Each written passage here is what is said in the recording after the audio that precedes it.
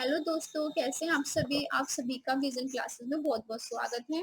आज हम साइंस में चैप्टर नंबर 4 पदार्थ, धातु और धातु का अध्ययन करेंगे। उनको सीखेंगे वो धातु और धातु किस तरह से हैं, उनमें कैसे सामान्य गुण हैं और कौन से रासायनिक गुण हैं, उन सभी का हम अध्ययन करेंगे।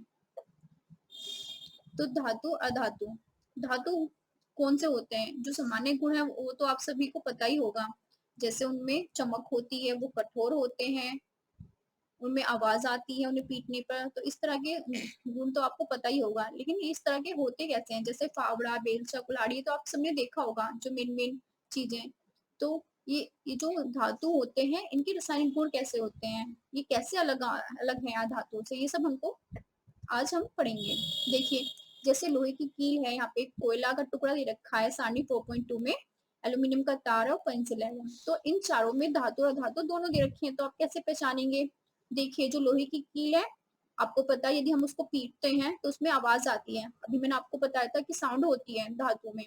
और हमारा एल्यूमिनियम का तार है, जो तार है उसमें तन्यता का गुण है। तार तन्यता का खींच कर बनाया गया है किसी धातु से या किसी प्लेट से। तो क्या हो गया, ये भी हमारा धातु हो गया। कोयला और पेंसिल यानी ग्रेफाइट, तो ये क्या है, यदि हम इन पे हल्की सी भी चोट मारेंगे तो चूर चूर हो जाएगा। जबकि लोहे की कील और एल्यूमिनियम का तार, ये क्या, यदि तुम इन पे आघात करोगे, चोट मारोगे, तो क्या हो जाएंगे, ये एक रूप से दूसरे रूप में परिवर्तित हो जाएंगे।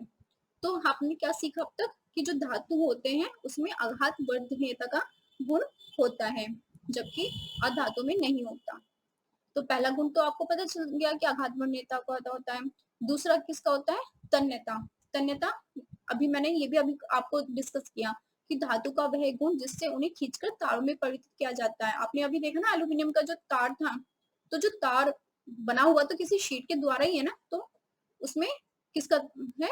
लचीलापन है। किसी प्लेट से हमने तार बना दिया, तन्यता। ठीक है। और जो धातुएं होती हैं हमारी, उसमें हमारे साउंड होता है। क्या होती है? ध्वनिक गुण होता है। यानी हम किसी कील को ठोकेंगे या किसी पे चोट मारेंगे, जैसे लोहे को हम चोट मारते हैं तो उसमें क्या साउंड होती है, उसमें आवाज आती है। या तो मंदिर की घंटी बजाते हो, उसमें भी आवाज आती है, तो वो धातु की बनी होती है मंदिर की घंटियां। तो जितनी भी धातु हैं, यदि हम उनको उनपे चोट मारते हैं या उनको टच करते हैं या कुछ करते हैं, तो उनमें आवाज आएगी, साउंड आएगी। यदि ऊपर से आप कुछ सिक्का सिक्का हो जाए, वो धातु का बना होता है, क्योंकि ऊपर से फेंकोगे तो टन की आवाज आएगी। तो जितने भी हमारे धातु होते हैं उनमें धार्मिक होता है, उनमें साउंड होता है। अधातु में ऐसा कुछ नहीं होता। तो क्या क्या गुण हो गया? कठोर हो गए, चमकीले हो गए, आघात बटने का गुण होता है, तन्यता का, ध्वनिक होती है। और एक मेन बात, ऊष्मा और विद्युत के सुचालक भी होते हैं हमारे जो धातु होते हैं। ठीक, इसमें आएंगे क्या क्या? इसमें हमारे आ जाएंगे, इसमें हमारे आ जाएंगे धातुओं में iron, copper, aluminium, calcium, magnesium. ये सारे क्या है? हमारे विद्युत के सुचालक हैं। और कुचालक कौन से होंगे? आधातु, जो जैसे सल्फर है, कार्बन है, ऑक्सीजन है, फास्फोरस, ये सब हमारे क्या होंगे? अधातु होंगे। अब इनकी रासायनिक गुण समझ लेते हैं। वो तो हमारे सामान्य गुण हो गए, धातु और अधातु कैसे अलग अलग है। अब इनके रासायनिक गुण समझ लेते हैं। ऑक्सीजन से क्रिया, जो हमारे धातु होते हैं वो ऑक्सीजन से क्रिया करते हैं। ऑक्सीजन से भी और जल से भी। ध्यान से सुनिए, जो धातु होते हैं वो ऑक्सीजन और जल दोनों से क्रिया करते हैं। जैसे हमारे यहाँ दे रखा है आयरन, वो ऑक्सीजन से क्रिया करेगा और जल से। क्योंकि जब हम आयरन को, मतलब लोहे का कोई भी सामान हम ऐसे वायु में छोड़ दे खुला हुआ, तो क्या है? जंग लग जाता है। इसका मतलब क्या हो गया कि उसने ऑक्सीजन से क्रिया करी है। मैग्नीशियम और ऑक्सीजन से भी क्रिया होती है, MgO3 बनाता है वो। ठीक है, मैग्नीशियम ऑक्साइड बना देता है। ये हो गई ऑक्सीजन से क्रिया, धातु ऑक्सीजन से क्रिया करते हैं। ठीक है। अब है जैसे कॉपर, कॉपर पे जंग लगता है, जैसा मैंने आपको बताया था Fe पर, मतलब लोहे पर, आयरन पर जंग लगता है, इसी प्रकार कॉपर पे जंग लग जाता है। कॉपर भी हमारा धातु है।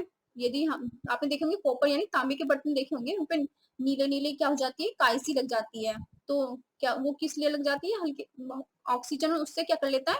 क्रिया कर लेता है। जो हरा पदार्थ होता है ये हमारा CuOH2, कॉपर हाइड्रोक्साइड और कॉपर कार्बोनेट होता है, CuCO3। देखिए, आपको दिख भी होगा क्रिया कर रहा है ये कॉपर जल के साथ। ऑक्सीजन और कार्बन डाइऑक्साइड के साथ, तो क्या बन रहा है, कॉपर हाइड्रोक्साइड CuOH2 और कॉपर कार्बोनेट CuCO3।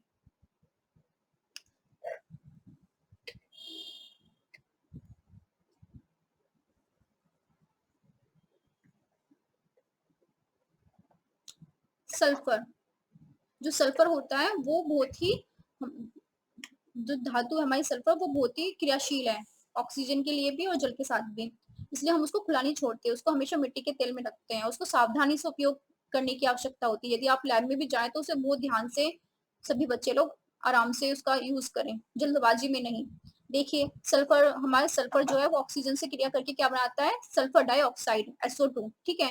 और जो सल्फर डाइऑक्साइड है वो जल से क्रिया करके क्या बनाता है, सल्फ्यूरस अम्ल H2SO3।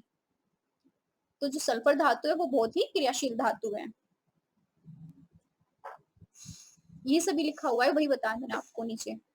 अब अम्ल से अभिक्रिया, ठीक है, अम्ल से अभिक्रिया करेगा तो क्या होगा, जो धातु होते हैं वो सभी अम्लों से क्या बनाते हैं, बेस बनाते हैं, ओके। लेकिन जो अधातु होते हैं वो अम्लों से क्या करके क्या बनाते हैं, एसिड बनाते हैं। देखिए जब कोई धातु अम्ल से क्रिया करेगा तो उसमें क्या होगी, हाइड्रोजन गैस निकलेगी, वो भी किस ध्वनि के साथ, पॉप की ध्वनि के साथ। आप करके देखें, आप सोडियम का यूज करिए, सोडियम धातु बताई मैंने आपको, सोडियम को जल के साथ क्रिया करवाएंगे तो क्या होगी, एकदम से पॉप की ध्वनि आएगी। वो पॉप किसकी किसकी साउंड निकल रही है, वो हाइड्रोजन गैस की निकल रही है। ये आप करके देख सकते हैं प्रैक्टिकली, लेकिन करना स्कूल में, अपनी लैब में, ओके।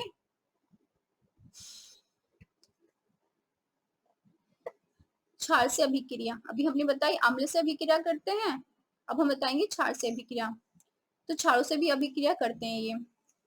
विस्थापन अभिक्रिया, जो हमारी धातु होती हैं वो आपस में क्रिया करते हैं और दूसरी धातु को साइड कर देते हैं, विस्थापित कर देते हैं, हटा देते हैं। जैसे कॉपर सल्फेट दिया हुआ है CuSO4, वो क्रिया किसके साथ कर रहा है, जिंक के साथ। तो जो जिंक है वो सल्फेट के साथ क्रिया करेगा और कॉपर को विस्थापित कर देगा, हटा देगा, यानी ये बन जाएगा ZnSO4 प्लस Cu, ओके। ऐसे दूसरा बन जाएगा, Fe दे रखा है, दूसरा दे रखा है CuSO4। तो जो Fe है, लोहे की जो कील है, वो सल्फेट के साथ क्रिया करेगा, कॉपर को विस्थापित कर देगा, हटा देगा, ये विस्थापन का नियम।